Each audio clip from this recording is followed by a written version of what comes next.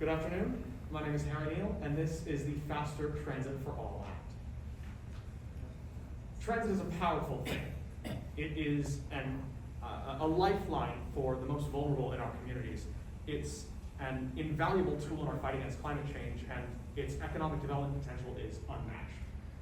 According to the American Public Transportation Association, for every dollar we invest in public transportation, we yield $5 of economic benefit. But we got a problem.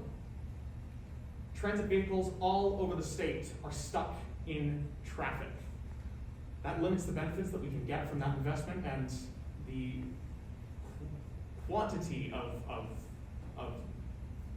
limited benefits is staggering. Here in Santa Clara County, VTA loses approximately $70 million per year based on traffic delays. And in Los Angeles County, bus riders are delayed a collective 5.5 million minutes every single weekday.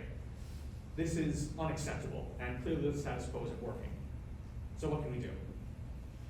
The solution: transit priority measures.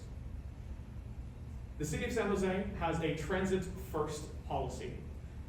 In collaboration with VTA, they identified high-frequency transit corridors and developed a transit priority toolkit to be applied on those corridors to increase the speed and efficiency of transit services. Specifically, transit signal priority is one of the most effective and easiest to implement. It can reduce bus travel times up to 40%, and the technology that VTA uses for transit signal priority enables remote management of signals, allowing staff to reduce their time spent on management up to 70%. Caltrans is developing a similar transit priority toolkit, but this is only for use on state highways.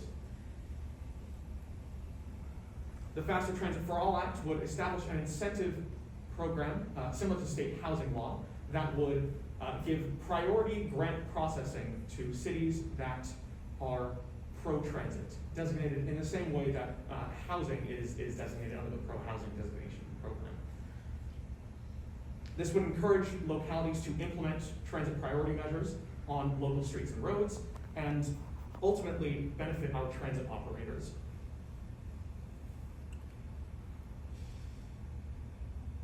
Funding is always an important question, and this program is likely to entail very, very little or potentially zero costs, both at the state and local level for one-time costs, and ongoing costs would be very low both at the state and local level, certainly balanced by efficiency gains.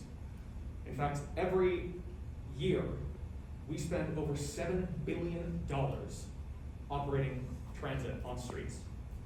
Even a 5% increase in efficiency would yield an economic benefit of over $1.75 billion.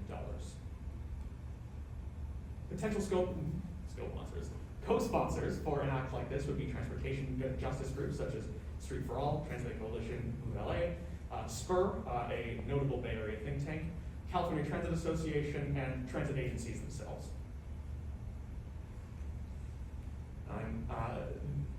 So far, I've contacted a number of stakeholders on this issue, particularly the City of Sunnyvale staff, a number of VTA policy and government affairs staff, and I received no response from the City of Cupertino or Santa Clara County Roads Department. The next steps would be to contact additional staff, such as, for example, our wonderful City of Santa Clara staff, and potential co-sponsors and state-level staff, such as the Transportation Policy Consultants for the Assembly Transportation Committee. With that,